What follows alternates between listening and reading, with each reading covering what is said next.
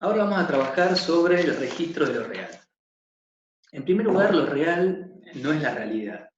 Incluso podríamos decir que hay una oposición entre lo real, el real lacaniano, el registro de lo real, y la realidad, porque para Lacan la realidad está mediatizada por los otros registros, es decir, por lo simbólico y por lo imaginario. Entonces, desde esta perspectiva, la realidad de algún modo cubre o vela el acceso a lo real.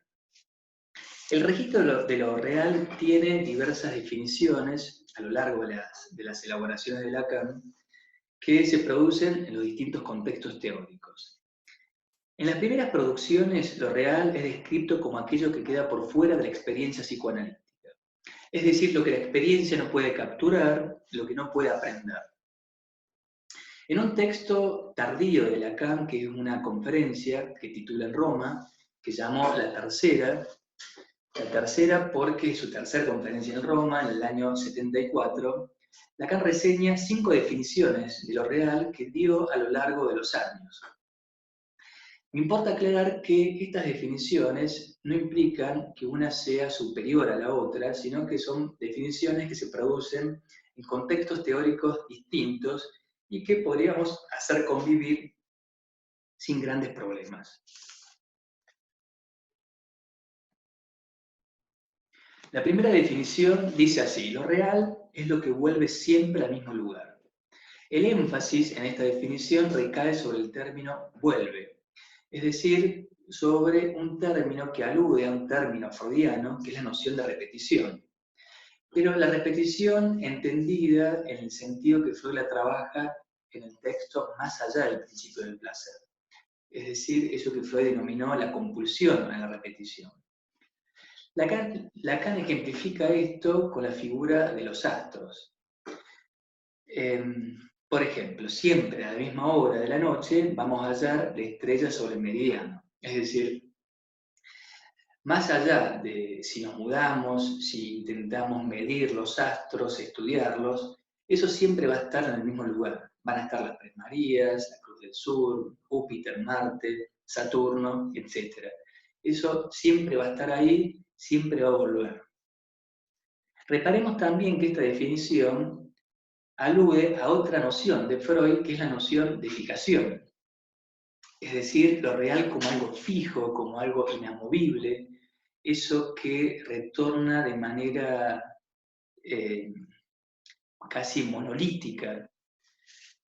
Y esto es algo muy propio de la neurosis. Es frecuente escuchar en la neurosis quejas referidas a este registro o a esta definición que Lacan toma de lo real. Por ejemplo, cuando alguien dice: siempre me pasa lo mismo, siempre vuelvo al mismo lugar, puedo avanzar y después vuelvo a lo mismo, no puedo cambiar. Es esa repetición demoníaca, es eso que Freud denominó, tomando de Nietzsche, el eterno retorno de lo igual, una especie de destino que nos persigue. Una segunda definición: lo real es lo imposible. Acá la referencia conceptual no es Freud, no es la noción ni de repetición ni de fijación, sino que es la lógica modal. Es decir, Lacan toma de la lógica la categoría de lo posible y lo imposible. En esta definición, lo real como imposible define algo de la relación del sujeto respecto de sí como un punto de irresolución, es decir, no en el sentido de la potencia o impotencia, como si el sujeto pudiera o no pudiera hacerlo en términos de potencia, sino como una imposibilidad lógica, como algo imposible de resolver en el sentido de que no existe la posibilidad lógica de hacerlo.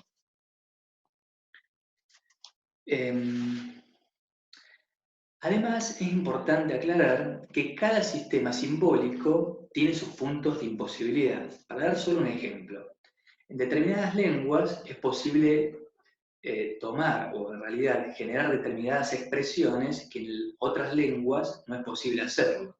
Pasa, bueno, por ejemplo, con el inglés o con con otras lenguas.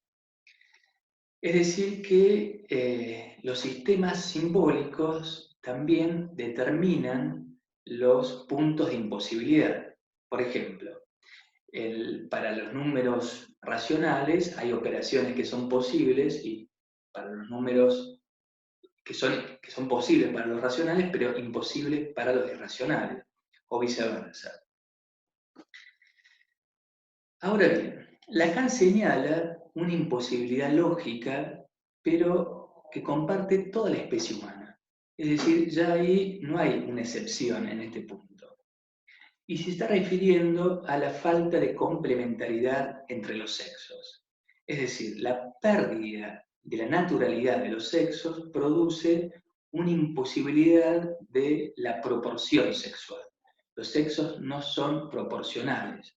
Lacan dice no existe o no hay la relación sexual, pero no en el sentido de que no existen las relaciones sexuales, sino que no hay un complemento entre los sexos. No hay, podríamos decir, la media naranja, es el mito de Aristófanes.